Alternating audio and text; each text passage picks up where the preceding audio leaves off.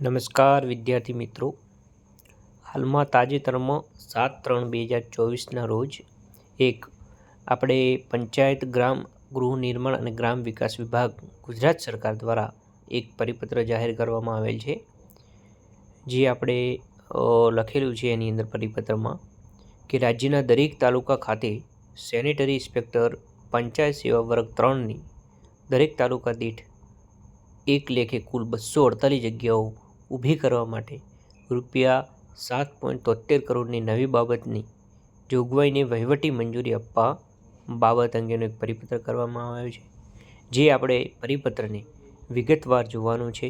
એની અંદર આપણે sanitary inspector વર્ગ 3ની 248 જગ્યાઓ મંજૂર કરવા માટેનો પરિપત્ર છે, જે આપણે વિગતવાર જોઈશું. રાજ્યમાં આવેલ 18,000 ઉપરાંતના પંચાયત વિસ્તારોની 14,000 ઉપરાંતની ગ્રામ પંચાયતો ખાતે આરોગ્ય સુવિધાઓ જળવાઈ રહે તે માટે પૂરતા પ્રમાણમાં સ્વચ્છતા હોવી જરૂરી છે. સ્વચ્છતાના કારણે લોકોના આરોગ્યનું સ્તર ઊંચું આવે તથા મહામારી જેવા કુદરતી આફતોના સમયે તેનો અસરકારક સામનો કરી શકાય તથા લોકોના આરોગ્યનું સ્તર ઊંચું આવવાના કારણે લોકોનું શારીરિક, માનસિક તથા આર્થિક રીતે સ્તર ઊંચું આવે તથા લોકોમાં સ્વચ્છતા સંબંધિત જાગૃતિ આવે તે માટે પંચાયત વિસ્તારોમાં ગ્રામ્ય કક્ષાએ સ્વચ્છતા માટે નિયમિત અસરકારક ચકાસણી તથા અમલવારી કરાવવા માટે લોકોની આરોગ્યપ્રદ સુખાકારી જેવા ઉમદા અને લોકોની પાયાની જરૂરિયાત એવા સ્વચ્છતાના કામોમાં લોકોમાં જાગૃતિ આવે, પંચાયત વિસ્તારોમાં ગ્રામ્ય કક્ષાએ સમયસર અસરકારક સ્વચ્છતા થાય તે માટે નિયમિત રીતે અસરકારક ચકાસણી તથા તેની અમલવારી કરાવવા માટે સને 2024-25ના અંદાજપત્રમાં રાજ્યના દરેક તાલુકા ખાતે પંચાયત સેવાના સેનેટરી ઇન્સ્પેક્ટર વર્ગ 3ની દરેક તાલુકા દીઠ એક લેખે કુલ 248 જગ્યાઓ ઊભી કરવા માટે ₹7.73 કરોડની નવી બાબતની જોગવાઈ થયેલ છે. સદર બજેટ જોગવાઈ અન્વયે સને 2024-25 માટે સદર નવી બાબતને વહીવટી મંજૂરી આપવા અંગે વિકાસ કમિશનરશ્રીની કચેરીના વંચાણે લીધા 2થી કરવામાં આવેલ દરખાસ્તની મંજૂરી આપવાની બાબત સરકારશ્રીની વિચારણા હેઠળ હતી. હવે એમાં ઠરાવ થયેલો છે, એ ઠરાવ આપણે જોવાનો છે.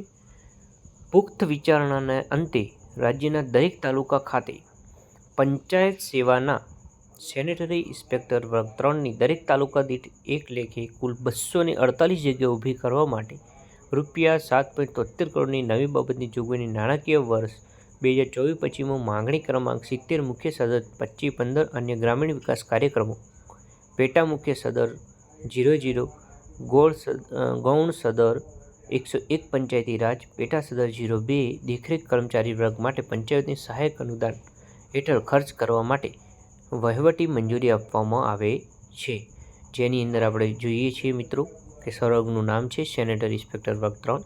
કુલ મંજૂર જગ્યાઓ 248 છે. પે મેટ્રિક પગાર ધોરણ છે 25,500થી માંડી અને 81,100. પે મેટ્રિક લેવલ 4 છે.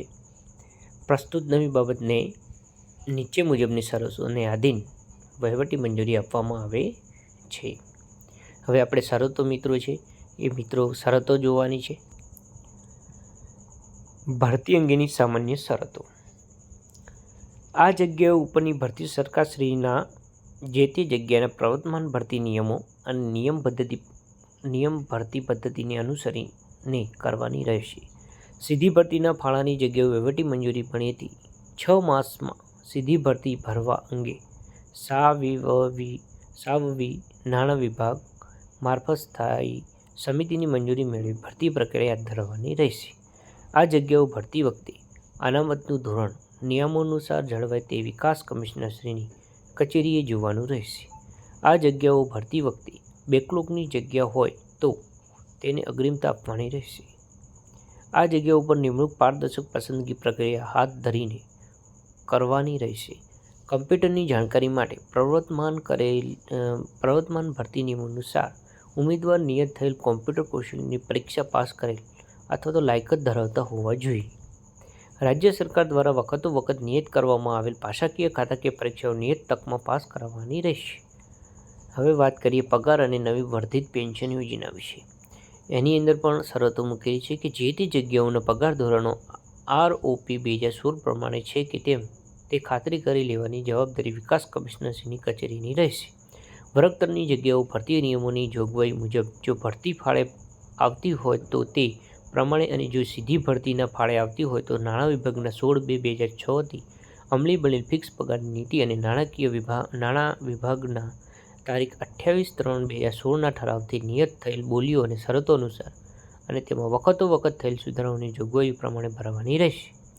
સીધી ભરતીથી નિમણૂક આપનાર ઉમેદવારોને નિયમિત નિમણૂક મળ્યા બાદ નાણાં વિભાગના 18/3/2005ના ઠરાવ ક્રમાંક નંબર 59/2003/GOI/10 પાફાની જોગવાઈ પ્રમાણે રાજ્ય સરકાર દ્વારા 1/4/2005થી દાખલ કરવામાં આવેલ નવી વર્ધિત પેન્શન યોજના હેઠળ આવરી લેવાના રહેશે.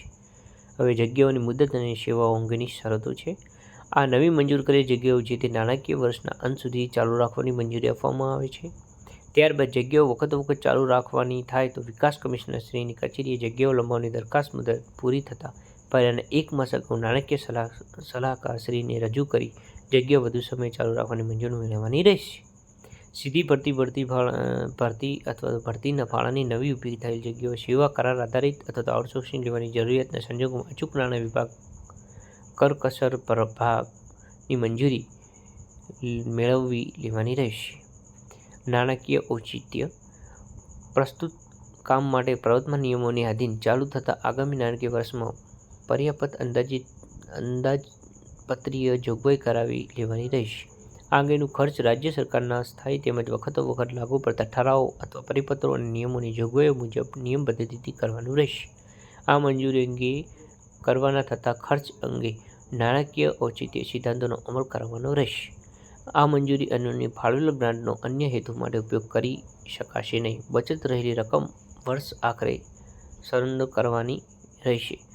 યોજના હેઠળ નિયત કરવામાં આવેલ શરતોનું ચુસ્તપણે પાલન કરવાનું રહેશે. સદર વહીવટી મંજૂરી અન્વયે સતત 3 વર્ષ સુધી ખર્ચ ન થાય તો આ વહીવટી મંજૂરી આપોઆપ રદ ગણાશે. અને બીજી એક અન્ય શરત આપેલી છે કે નાણાં વિભાગ તારીખ 8/2/2024ના પરિપત્ર ક્રમાંક ખરચ-2022/73/J.1માં ફકરા નંબર 3ની સામાન્ય સૂચનાઓમાં મુદ્દા નંબર 3.6માં જણાવ્યા અનુસાર પ્રસ્તુત બાબતે કરવાનો થતો ખર્ચ 1/4/2024 પછી કરવાનો રહેશે. આ ઠરાવના વિભાગની સરખા ક્રમાંકની ઈ-ફાઇલ પર નાણાં સલાહકારની પંચાયતની 21/2/2024 તેમજ અગ્રસચિવ પંચાયતની તારીખ 23/2/2024ની નોંધથી મળેલ મંજૂરી અન્વયે બહાર પાડવામાં આવે છે. ગુજરાત રાજ્યના રાજ્યપાલશ્રીના હુકમથી અને તેમના નામે. બરાબર. ગોપાલસિંહ યાદવ, ઉપસચિવ પંચાયત, ગ્રામ ગૃહ નિર્માણ અને ગ્રામ વિભાગ દ્વારા આ પરિપત્ર જાહેર કરવામાં આવેલું છે મિત્રો. એટલે આની અંદર ચોખ્ખું જ તમારે લખેલું છે કે 248 જગ્યાઓ આપણે સેનેટરી ઇન્સ્પેક્ટર વર્ગ 3ની અંદર આવવાની છે અને એના માટે પગાર ધોરણ 25,500થી 81,100 રહેશે. જે પરિપત્ર જાહેર થયેલો છે એ પરિપત્ર દ્વારા આપશ્રીને હું હાલમાં જાણ કરું છું કે આપણે સેનેટરી ઇન્સ્પેક્ટર વર્ગ 3ની 248 જગ્યાઓ કુલ જગ્યાઓ મંજૂર કરવામાં આવેલી છે. જેનો પરિપત્ર પણ આ સાથે તમને સામેલ છે, તમે જોઈ શકો છો. તો મિત્રો તમે સમજી ગયા હશો. કુલ 248 જગ્યાઓ આવવાની છે. આપ સર્વેનો ખૂબ ખૂબ